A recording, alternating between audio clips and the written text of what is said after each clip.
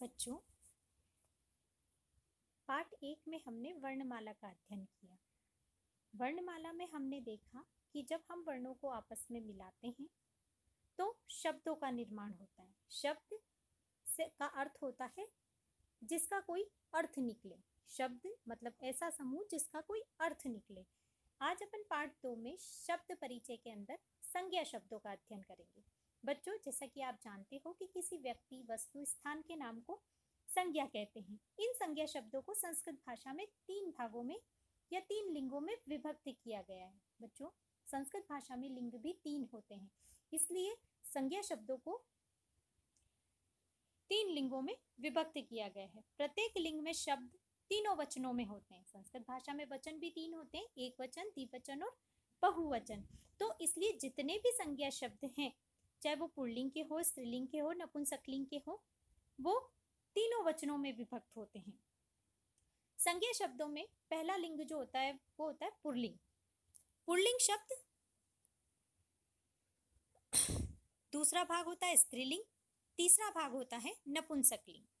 सबसे पहले हम पुल्लिंग शब्दों का अध्ययन करेंगे। पुल्लिंग यानी कि ऐसे शब्द जिनसे हमें पुरुष जाति का बोध होता है। संस्कृत भाषा में अनेक पुल्लिंग शब्द होते हैं, जैसे कि बालक, मुनि, साधु आदि।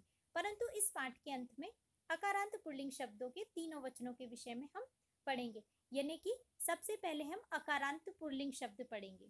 अकारांत का अर्थ होता है ऐसे शब्द जिनके अंत में अवर्ण आता हो और जो हमें पुरुष जाति का ज्ञात कराते हैं, और शब्द का अर्थ जिनका कोई अर्थ निकले। तो अकारांत पुल्लिंग शब्द का अर्थ हुआ कि ऐसे शब्द जिनके अंत में अस्वर आता है और जो पुरुष जाति का बोध कराते हैं, उन्हें हम अकारांत पुल्लिंग शब्द कहते हैं। अकारांत पुल्लिंग शब्दों के रूप निम्न प्रकार से चलते हैं।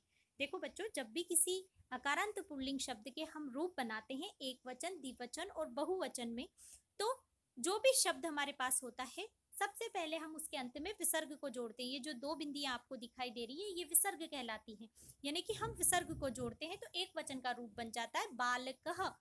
उसी प्रकार से जब हमें द्विवचन बनाना हो तो हम बालक शब्द के अंदर ओ की मात्रा जोड़ते हैं। औ की मात्रा जोड़ते ही रूप बन जाता है बालकौ। फिर बहुवचन बनाने के लिए हम आ की मात्रा और विसर्ग जोड़ते हैं, यानी कि बालकाः रूप बना। अकारांत पुल्लिंग शब्दों के तीनों वचनों में उदाहरण देखो, जैसे हंसः एक हंस, हंसो 2 हंस, हंसाः अनेक हंस, शुकः एक तोता, शुकौ 2 तोते, शुकाः अनेक तोते, अश्वः एक घोड़ा, अश्वोः 2 घोड़े, अश्वाः अनेक घोड़े, गजः एक घोड़ा एक हाथी, गजौ 2 हाथी, गजाः बहुत सारे हाथी, घटः एक घड़ा, घटौ 2 घड़े, घटाः बहुत सारे घड़े, दीपः एक दीपक, दीपौ 2 दीपक, दीपाः अनेक दीपक, नरः एक आदमी, नरौ 2 आदमी, नराः अनेक आदमी। अन्य अकारांत पुल्लिंग शब्दों के कुछ उदाहरण देखो बच्चों।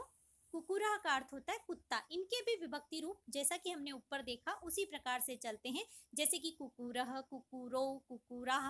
कुकुरः का अर्थ होता है कुत्ता। उष्ट्रः मतलब ऊंट, मीनः मछली, काकः कौवा, मयूरः मोर, बकः बगुला, विद्यालयः विद्या का घर, देवालयः मंदिर, चिकित्सालयः अस्पताल, आपणः दुकान, प्रसादः महल, सैनिकः सैनिक,